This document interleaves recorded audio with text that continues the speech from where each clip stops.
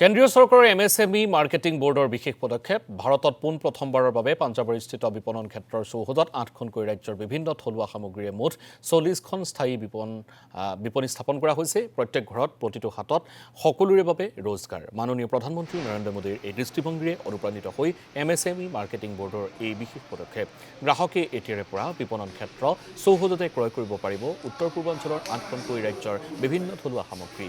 উল্লেখযোগ্য যে বিপণন ক্ষেত্ৰ মুকলি কৰাৰ আগমুহূৰ্তত অৰ্থাৎ 9 আগষ্টৰ পৰা 21 আগষ্টলৈ বিপণন ক্ষেত্ৰ চৌহদত আয়োজন কৰা হ'ব বিশেষ এক্সপোৰ মুকলি কৰিব ৰাজ্যৰ ৰাজ্যপাল লক্ষ্মণ প্ৰসাদ আচাৰ্যই।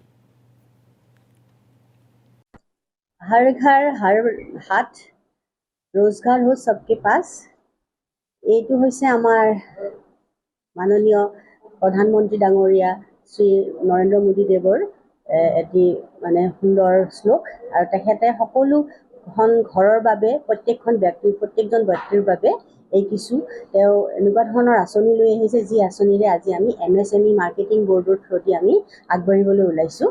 আমাৰ এই নেশ্যনেল যিখন MSME মাৰ্কেটিং বোৰ্ড এই MSME মাৰ্কেটিং বোৰ্ডৰ প্ৰথমখন পাইলট যিটো প্ৰজেক্ট মাৰ্কেটখন আমি আমাৰ অসমৰ নৰ্থ ইষ্টৰ গুৱাহাটীৰ আমাৰ যি বিপণন ক্ষেত্ৰত তাত আৰম্ভ হ'বলৈ গৈছে আৰু আমি